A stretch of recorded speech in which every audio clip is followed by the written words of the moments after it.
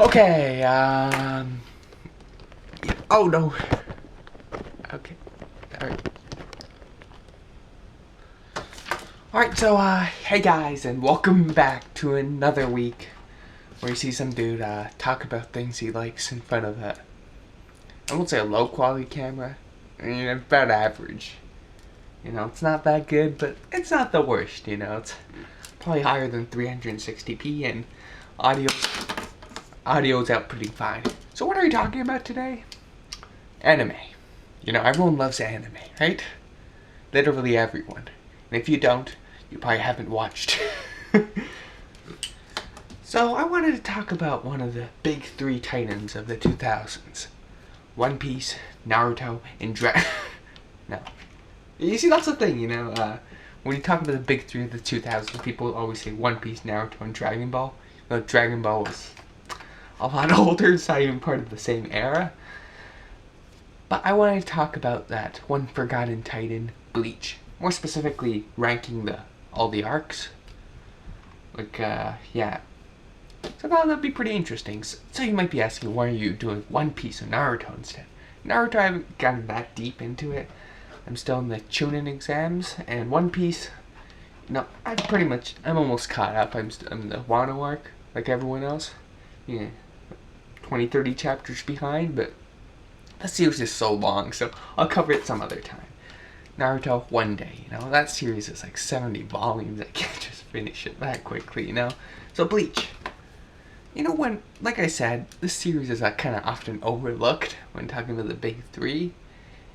And I think it's also the most interesting to talk about, at least out of the two I saw, because as great as One Piece is, for me personally, I don't really find the flaws to be that substantial. So it makes it like slightly less interesting to talk about. I still love talking about One Piece, don't get me wrong, but you know, it's kind of hard to look at it from a critical lens. Maybe it's also because I have a lot of nostalgia for One Piece. I've been watching One Piece and reading One Piece ever since I can't remember a time when I wasn't like watching One Piece. And recently, I just read the manga instead. But man, One Piece has been part of my childhood since I was a baby. Who knows? But with Bleach, I recently got into it last year, and I really enjoyed the series. 74 volumes long. I whipped past it in like 6 months or so, and it's pretty good. I like it. Don't get me wrong, there's flaws with it, but what we have is a really entertaining series, and it's definitely worthy of being one of the big three. So let's talk about the arcs. I decided to divide it into 7 arcs because, more specifically, there's just one arc, I think, in the middle of the story that spans for like 27 volumes. I wanted to split that into 3 parts, mainly the locations. You might be really confused if you've never seen or read Bleach, but basically the Arankar invasion, which is like the setup arc, the Waco Mundo, it's kind of middle portion, and Fake Karakura Town, which is kind of the conclusion. I mean, the Waco Mundo and Fake Karakura Town kind of intercept because they're 2 different locations. I consider them, they're each arc, but it makes sense when you're reading the series. Like at a certain point, like there's still stuff going on in Waco Mundo when Fake Karakura Town's starting, but who cares? It's 3 separate arcs. So without further ado, time to rank them. And you might be really confused if you've never experienced Bleach, but here we go. I actually wrote some stuff down on this piece of paper so I wouldn't be lost, so let's go. So the final 7th is the Arankar invasion. I think that's how you pronounce it. Personally, this arc isn't bad, don't get me wrong, but it's probably the least interesting, at least in my perspective. It makes sense. It's kind of like a setup arc. It came after the excellent Seoul Society, which we'll get into a bit. And how do I say it? It's not bad. There's some great things in it, but certain parts of it don't really work. Like the Vizards, I think that's what they're called. They're basically Soul Reapers with hollow powers. Okay, it's really confusing if you haven't read it, but I found them really cool, except their motivations didn't really make sense. Like, they want Ichigo to join them. Like, and they say, oh, if you join us, we'll give you this secret training that you can use to like master this the inner hollow inside you, which is kind of, I wouldn't say evil version of himself, but like an alternate version of himself. So they offer him, oh, if you join us, we'll give you the special training. But at a certain point, they're like, oh, whatever, we'll just show you the ropes. We're cool. And I'm like, wait, so what did they want? What did they want? This was the point. But you know what else is there? Listen, I can't memorize 74 volumes worth of material. Unless it's One Piece. One Piece, that's a different story. Yeah, and then the whole concept of Ichigo and his hollow self, it's a great, like, the concept's fantastic, but how it's executed's a little underwhelming. They have this final showdown, and like, I didn't really understand the themes that Kubo's suggesting. I think he was trying to say that deep down Ichigo enjoys fighting, but all the information we've had up until this point kind of contradicts that. Like, I never got the impression that Ichigo likes fighting. He always does it because he has to, which I found that kind of cool, but it was kind of confusing. And this was also like the slow downfall, as I would like to call, of Orihime's character. As I mentioned in a previous video, two of my favorite characters, at least in the beginning portion of Bleach, was Chad and Orihime. They were just really cool, but like Orihime's character, she kind of starts to go down that path of, you know, being the generic female character in shonen, if you know what I'm saying. Like, there's this one fantastic chapter with her, like, where she kind of gets the confidence to, okay, I'm gonna give some context, because you guys are really confused. I mean, some of you probably read Bleach if you're watching this, but, so basically, Orihime is kind of feeling depressed, because she feels useless, like, she's not exactly that powerful, but then, through Rukia, she's able to gain that confidence, and Rukia helps her, like, train with her abilities, which I thought was really cool, and it was a great moment for the character. But then, like, a couple chapters later, she gets kidnapped. I don't know, it's just, and this kind of carries off to Waco Mundo, which is just really, it's kind of sad. It's a waste of one of my favorite characters. And, like, later on, it gets better, like, by the time the Fullbringer arc and, 1,000-Year Blood War arc comes, she's kind of back to, like, that normal, like, optimistic Orihime, not the damsel in distress trope. So there's that, and all in all, there's some awesome moments. The Arankars, like, hollows that kind of became Soul Reapers, that's a fantastic concept. And the character designs, oh my god, they're really good. And there's some cool fights here and there, but all in all, it's not a bad setup arc, but doesn't really leave an impact. There's some interesting things for sure, but all in all, it's just good. I mean, if the worst arc in here is not even bad, it just shows the series is pretty solid. So moving on to 6th place, is 1,000-Year Blood War, the final arc in Bleach. This lasts around almost 20 volumes, if I'm not wrong, and I really like the first half of this arc. I mean, it's weird, it's crazy, it's insane. The stakes are high, and it's pretty cool for sure, but there's also great fights in the first half as well. But as the series goes on, like,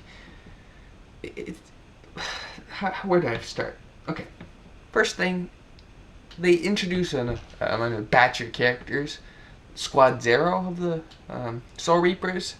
Like, while the character designs are great and all, I didn't, like, this is the final arc. Why are we focusing on a bunch of characters we barely know? Why not spend some time with the other more prominent characters, like the OG cast, as I would like to call it, you know? The fights visually looked great, but there wasn't really an emotional impact. You barely knew these people, and you barely cared. And, like, the fights itself, like, there are some great fights, but going back to the Squad Zero fights, like, I don't know, like, it just didn't really grab me. Visually it looked cool, but, like, the strategy behind it wasn't all that great. Just people, I don't know what's going on. And this, like I said, this arc isn't all bad. Like, the first half's great, and the second half, there's some parts that are great as well. Some of the OG character, like, you know, like the main characters, right? Like, Orihime and Uryu, they get some great moments and great payoffs to the entire series. Maybe Orihime could have done a little more, but she has this one really cool moment. Chad's a little underutilized. He's there, he's doing stuff, but we never really get any cool moments with him.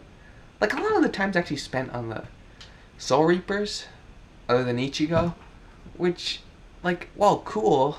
I don't know, like, Ichigo's barely in this arc. You know, he has an entire training sequence, which is pretty cool, admittedly, but, like, he doesn't do much. When we finally get the final showdown between this arc's villain, Uwatch, I think that's how you pronounce him, it's really underwhelming. Now, let me tell you why. Uwatch kind of sucks as a villain. The reason is, well, the main reason is, his powers are just straight up overpowered. And don't get me wrong, overpowered villains can be great, but when your powers literally overwrite the plot, that's so dumb. You know, he could literally think his way to victory, which kind of throws strategy out the window.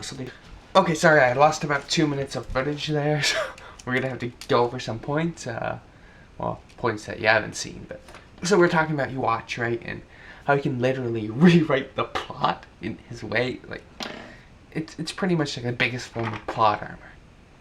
And that just makes the fight so boring. Like, nothing matters. Like, no matter what cool strategy Ichigo and others think of, boom, it's gone. So, Uwatch is a very underwhelming villain. The way the final fight ends is also really underwhelming. And the ending as well. So many characters' fates are, I would say, open to interpretation, but there's more of a positive vibe with that. You just don't know what happens to half the characters. And, like, so many things are left unanswered, and yeah, this, like, the way the arc ends and the over series ends, it's really underwhelming. But that being said, the arc itself, it's a fun read. It just kind of stumbles near the end, which is unfortunately where it matters. Like, you're concluding over like 14 years of storytelling, and if that's a little underwhelming, it kind of sucks. But hopefully the anime that's coming out this year or next year improves upon these flaws. Like, I'm not sure what they can do, but hopefully it'll be better. But that being said, the 1,000-Year Blood War, solid arc, but disappointing ending, results in 6th place. Moving on to the top 5. But for the 5th arc, this isn't really an arc, just like the beginning chunk of Bleach. Like, everything right until Rukia is kidnapped, in a sense. That's commonly seen as a substitute arc. This arc's actually pretty good, you know, it's pretty entertaining. We're introduced to the characters, there's like a lot of comedy, and it's just a whole lot of fun, you know. We're introduced to people like Urahara and, of course, Chad and Orihime, eventually Uryu. And it's just a really fun, like, beginning arc. I was immediately hooked from chapter 1, so that's pretty cool. And it's really lighthearted. But my only problem is probably, like, some of the emotional scenes don't really land on me. I might be crazy, but, yeah, like the scene where, oh god, man, the scene where Calm, that little mascot character, gets angry because someone deleted a video game save file. That was just so stupid. And there's this one fantastic moment with Ichigo and regarding him sort of overcoming the death of his mother. That was really well handled, one of the few emotional scenes that landed. And I also really liked Ichigo, like when he's introduced. He's not your typical optimistic shonen character. Like, at his core, he is a good person, but he's kind of grumpy, you know? Like when he's first forced to, like, do all the Soul Reaper stuff, he's like, no, I don't want to. You know, he begrudgingly accepts it, but he slowly comes to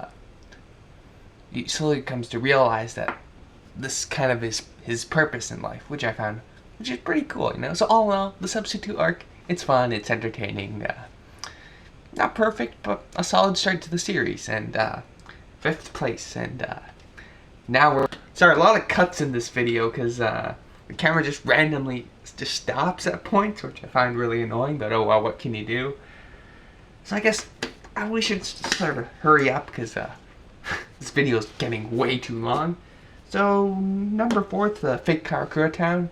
It's kind of the conclusion to like the second major arc in Bleach, I thought it was cool. Like, we get a lot of time with the side characters. In fact, the first portion is just solely focused on the side characters. The way Ichigo overcomes his insecurities with his own powers and defeats the villain, kind of, I thought was really cool. All in all, Big Karakura Town, there's also some cool fights. So, yeah, it's your traditional shonen arc. There's a lot of distraction, fights, but if you know what you're getting into, you're gonna have a blast. And I really resonated with Ichigo's arc. I thought it was pretty awesome. And yeah, all in all, it's pretty solid. So yeah, I'm trying to avoid major spoilers for the few people who haven't really read the series. So number 3, Waco Mundo. This actually takes place after the Arrancar invasion. And I actually really like this arc, you know, because the Arrancar invasion, well, not bad. It was alright. But like, when Waco Mundo kicks in, when like Ichigo, Uryu, and Chad just enter this new territory, like to rescue Orihime, it was a lot of fun, you know. The side characters get, like, side characters, more like the original side characters, they get a lot of time to shine. Except Orihime, who's like the damsel in distress, which I found kind of underwhelming. Like, her character suffers a little bit, but Uryu and Renji have this fantastic fight that it has everything, you know. The strategy, comic relief, and visually looks cool. And the fight does get cut short at a certain point, but it's so awesome. There's just one scene where, I'm just going to give a taste of it, where basically Renji, in case you guys don't know, I won't call him the OG cast, but he's like close to Rukia, and he's one of the prominent side characters. He basically uses his weakness as a weapon. So okay, let me explain. So there's just, I won't call it power. And again, it just cuts out. I don't know what's wrong with this camera, but okay. So Renji basically, there's this certain power system called Kido. Allows Soul Reapers to shoot stuff, spells, kind of like magic. So, but the thing is, Renji sucks at this magic. Like, he can't control it, but he actually uses that as a strategy to basically get the enemy near him and blow him up, causing a long enough distraction for Uryu to set a trap, and it's just so awesome. Also, let's talk about Ichigo, the main character. Some of his like earlier fights are a little underwhelming. Ichigo versus Grimmjow, like, it literally, there's a point where he gets the upper hand because Orihime asks, because of Orihime, basically his inner simp awakens and he gets the upper hand. It's really stupid, but Ichigo versus Okiura, fantastic. Not necessarily because of the tactics behind it, or like the strategy, but because how it really ties into his arc. And sure, Ichigo wins, but it's like in this like it ends unsatisfyingly, which I thought was great. And it's like a stepping stone for his arc. He slowly starts to doubt himself, at least this, like his hollow powers, and I thought those were really cool. All in all, great arc. Oh yeah, Okiura, I forgot to mention him. He's probably one of the better villains out there. Like, the interesting thing about this arc in Bleach is a lot of the villains, they're not just one-note characters. They all have this certain philosophy. And Okiura's, I guess, take on nihilism I found pretty cool, and how that slowly changes as the series goes on. Maybe it could have been executed a little better, but still really cool. All in all, I guess Waco Mundo and Fake Karakura Town for it to an extent. Not only are they entertaining, but there's like a bit of depth. You know, the villains have their own philosophies and such, which I thought was pretty cool. And there's some awesome fights, so, you know, everything's there. So, but this is still third place. So, yeah, all in all, great arc. I know it goes on for a while, but it's worthwhile. Number 2, the Fullbringer arc. This is actually hated among many Bleach fans, which I never understood why. Basically, they get all the crazy stuff that happens in Bleach and they scale down the stakes, which I think is fantastic. Ichigo lost all his powers and he's trying to find a way to get him back. That was really cool. The villain of this arc, Tsukishima, really comes off as like scary. Like, his power is terrifying. Basically, anyone he stabs, he can pretty much rewrite their past. It's scary, and there's some great drama. The way Ichigo finally gets his powers back, it's fantastic. It's a payoff. Ever since Seoul Society arc, and I really appreciate how Kubo just kind of toned things down and got things back to basics. Really awesome arc. Got me emotionally. It kind of made me like Ichigo a lot more as a character. So, all in all, great arc. I know I'm being really brief about it. I'm not getting into details, but trust me, this arc is really good. Or maybe I'm crazy because everyone else thinks it sucks. So, number 1. This is probably no surprise. Seoul Society. This is really when Bleach became Bleach. With the different soul captains, everyone has all the Soul Reapers have this unique abilities with their swords. For example, one guy can transform his sword into a big piece of armor. Another person basically whatever he hits becomes twice as heavy or something. It's really awesome. And it has a pretty cool twist. I know you might see it coming, you might not, but my only problem is some the emotional what should I call it? Emotional moments between characters, they kind of dropped after there's this certain turning point. So basically some of the emotional I guess moments between characters, they're just abandoned when the big turning point happens. But other than that, this is a really cool arc. It's probably my favorite arc in Bleach. It's really when Bleach kind of became Bleach. And yeah, that's really my only issue, that certain emotional stuff and interesting stuff are kind of thrown out the window. But all in all, those were my that's how I ranked all the Bleach series arcs. Oh boy, this video's disorganized. There's some things I couldn't really get into, like how I thought in the Fullbringer arc, the third act wasn't as strong as the first two, but there was this one cool fight. But all in all, I really like Tite Kubo's Bleach. It's a flawed series for sure, but I really like it. And hopefully the new season covering the 1,000-Year Blood War arc will be good. And hopefully I'll like Tite Kubo's new series, Burn the Witch. I read the first chapter somewhere. It was awesome, but at least according to me, it's really weird and wacky, but cool. But that's my ranking of the 7 arcs in Bleach. Hope you enjoyed it. I know this video went on for too long, and it may have been a little brief at some points, but to avoid spoilers, thanks for watching. See ya.